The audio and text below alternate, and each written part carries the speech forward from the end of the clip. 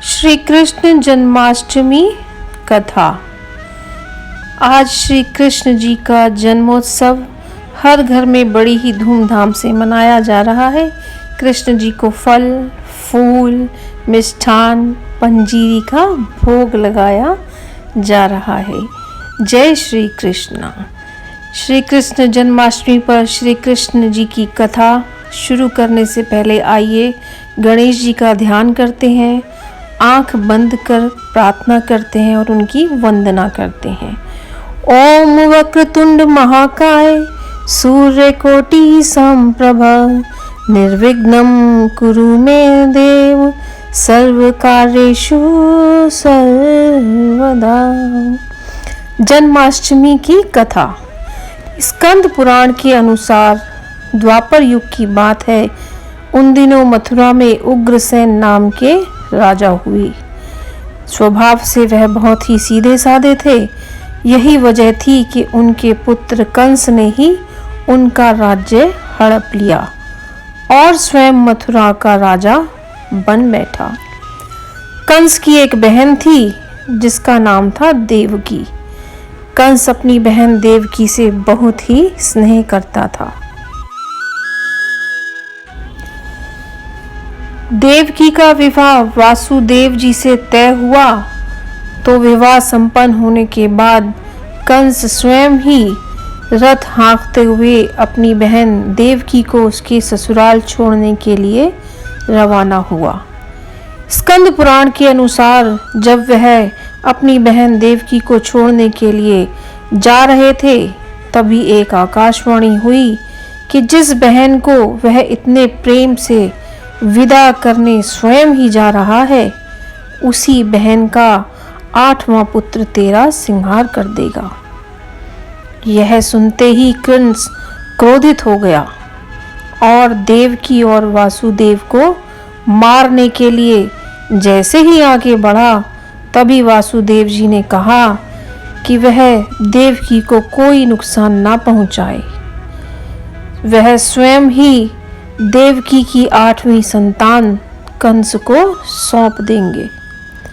इसके बाद कंस ने वासुदेव जी और देवकी को मारने के बजाय कारागार में डाल दिया।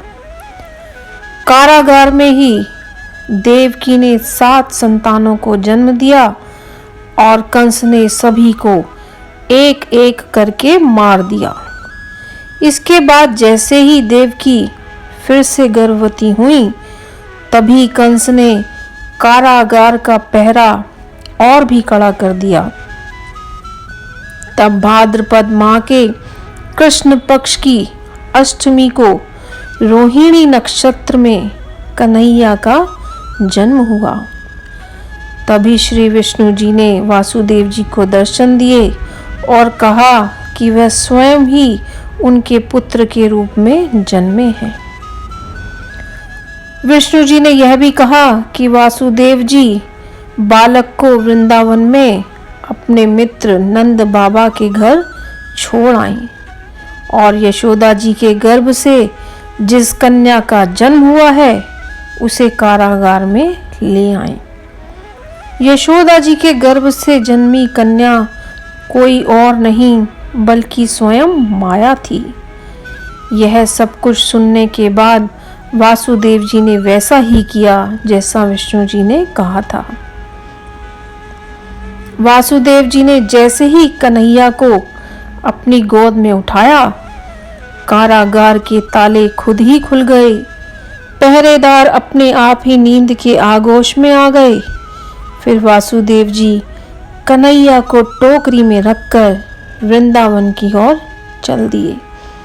कहते हैं उस समय यमुना जी पूरे उफान पर थीं। तब वासुदेव जी महाराज ने टोकरी को सर पर रखा और यमुना जी को पार करके नंद बाबा के घर पहुंचे। वहां कन्हैया को यशोदा जी के पास रखकर कन्या को लेकर वासुदेव जी मथुरा वापस लौट आए। स्कंद पुराण के अनुसार जब कंस को देवकी की 8वीं संतान के बारे में पता चला तो वह कारागार पहुंचा। वहां उसने देखा कि 8वीं संतान तो कन्या है। फिर भी वह उसे जमीन पर पटकने ही लगा कि माया रूपी कन्या आसमान में पहुंचकर बोली कि हे मूर्ख, मुझे मारने से कुछ नहीं होगा। तेरा काल तो पहले से ही वृंदावन पहुंच चुका है और वह जल्दी ही तेरा अंत कर देगा। इसके बाद कंस ने वृंदावन में जन्मे नवजात शिशुओं का पता लगाया। जब यशोदा के लला का पता चला तो उसे मारने के लिए कई प्रयास किए। कंस ने कई राक्षसों को भी भेजा, लेकिन कोई भी कन्हैया का बाल बांका भी ना कर पाया। तब कंस को यह एहसास हो गया कि नंद बाबा का बालक ही वासुदेव और देवकी की 8वीं संतान है। श्री कृष्ण जी ने युवावस्था में कंस का अंत किया। इस तरह जो भी यह कथा पढ़ता या सुनता है, उसके समस्त पापों का नाश हो जाता है। श्री जय श्री कृष्ण। कथा सुनने के पश्चात श्री कृष्ण जी की आरती करें। आरती करने के बाद कृष्ण जी को माखन, मिश्री, पंजीरी का भोग लगाएं। फल व फूल अर्पण करें। अपने मस्तक को श्री कृष्ण जी के चरणों में झुकाएं और प्रार्थना करें कि वो आपकी पूजा को स्वीकार करें तथा आपकी सारी मनोकामनाओं को पूर्ण करें। आप सभी को श्री कृष्ण जन्माष्टमी की बहुत बहुत बधाई और शुभकामनाएं। जय श्री कृष्ण।